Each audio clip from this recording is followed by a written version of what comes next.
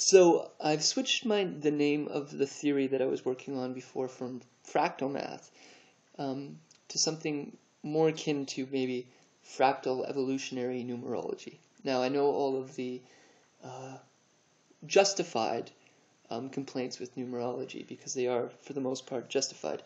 For the most part. I'm going to try to qualify that a little bit. You know, if you put yourself into the context of the people that made this, say, 10,000 years ago, they lived in a world with a worldview that believed everything was cyclical, everything was absolute, everything was constructed perfectly divinely without change, essentially.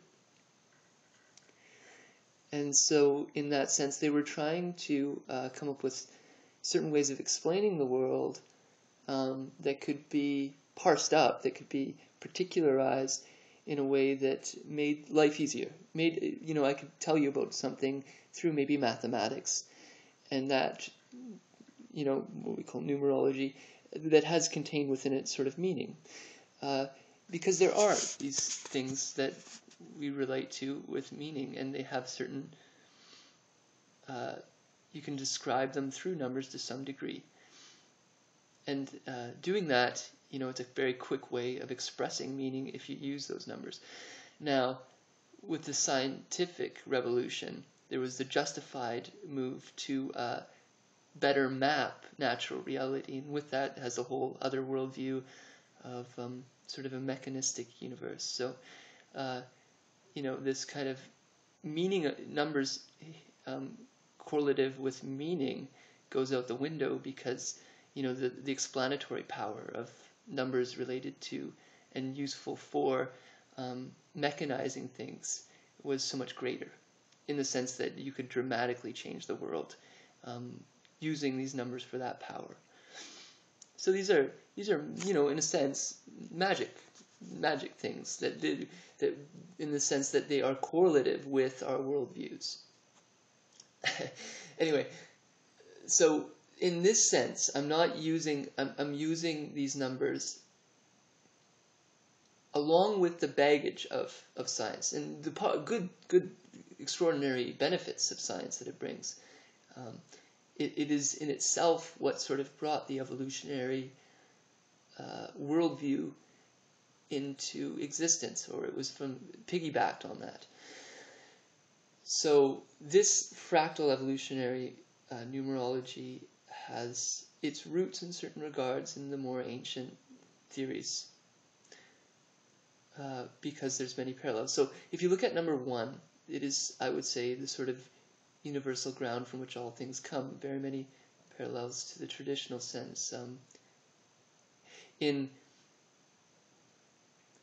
I should also note before I get too far into this that this is all paradoxical in the sense that when I say a number, the other numbers are contained in them, and that's the fractal nature of things, right? I mean, when you talk about fractals, you're always saying that this is contained in that, which is contained in that. So there's never any perfect parsing. It's never really absolutely concrete when I say it.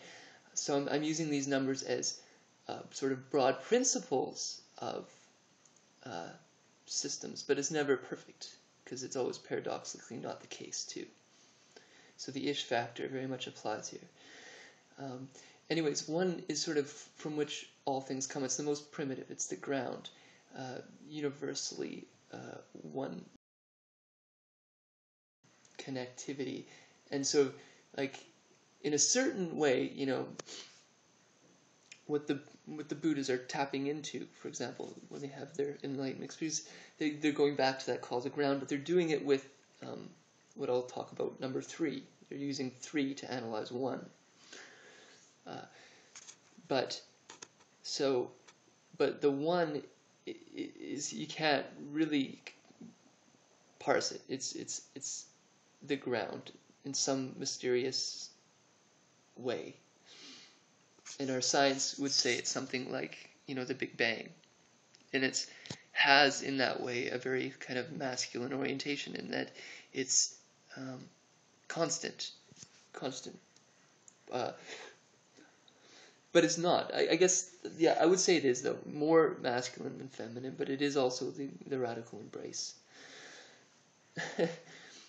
So, but number 2 is the more it's polarity. It's a duality. It's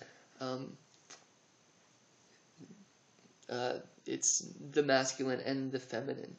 So where I would say the masculine is the one, the feminine is more two-ish, because there's a polarization there. There's a friction in a certain sense, the dance of two, but it embraces the one, or the one embraces the two, both in a certain sense. But it's an evolutionary step forward, because you couldn't have the two without the one, but the two comes from the one.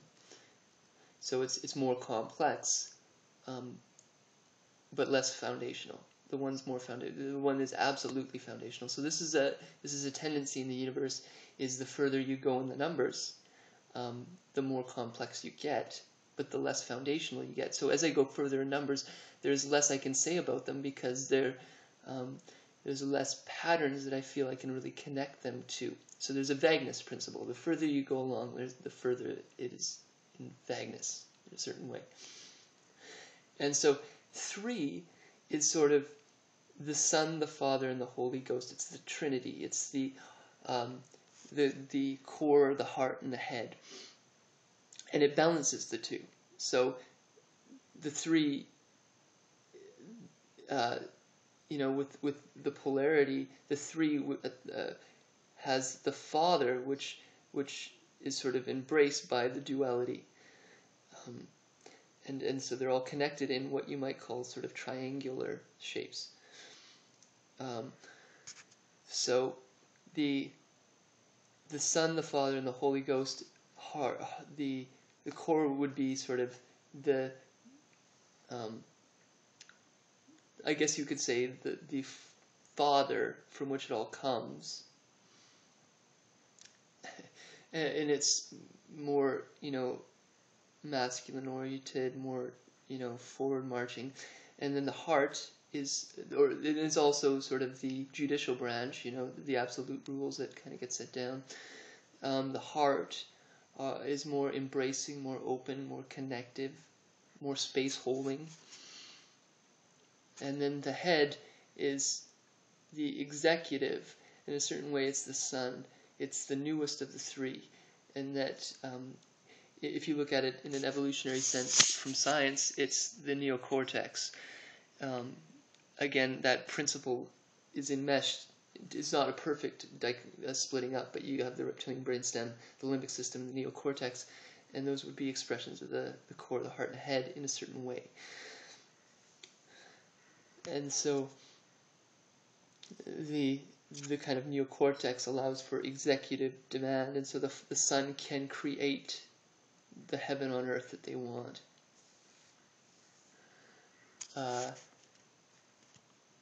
And so this is I in fractal math I've been calling this sort of industrial revolution 3-3. It's the son of the sun. It's the how can I put it? It's the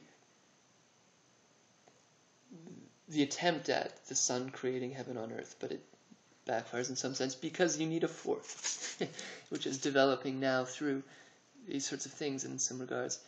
And I think Ken Wilbert was the first to really hammer it down a fairly concrete map, in the sense that it's useful, and that's quadratic theory, or quadrant theory.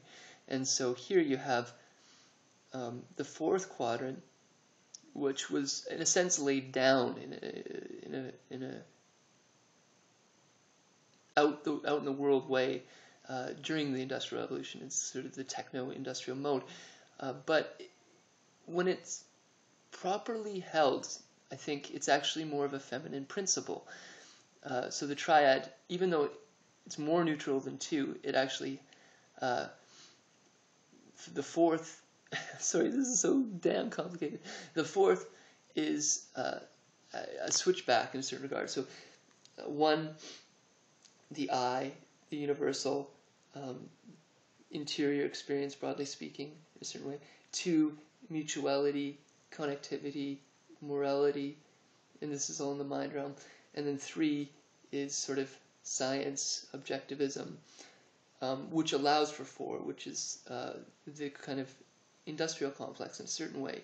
But that's sort of chaos theory when expressed mentally. So, chaos theory. And so, the web is a reflection of four, in that it pluralizes information, it democratizes information, allows me to connect to you. And if we actually put the internet in our brain mind, it would be a fourth brain, where we can speak telepathically to each other to some degree, but we still maintain our autonomy, we can still maintain our mutuality, we can still maintain our objectivism. But now we have a new level of plurality of mind, where all minds are sort of accessible instantaneously to some degree through the fourth mind.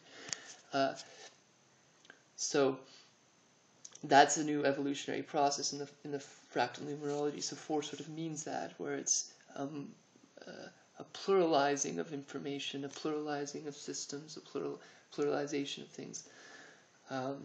Whereas three has that ability, that control mechanism kind of built into it. That the all-seeing eye is the kind of control mechanism. But it has that. But that's what it is. It's autonomy. When properly embodied, it's autonomy. In that I have my executor, I have my heart, and I have my core, and properly expressed, they allow for true autonomy. They allow for that integration of myself as the sun.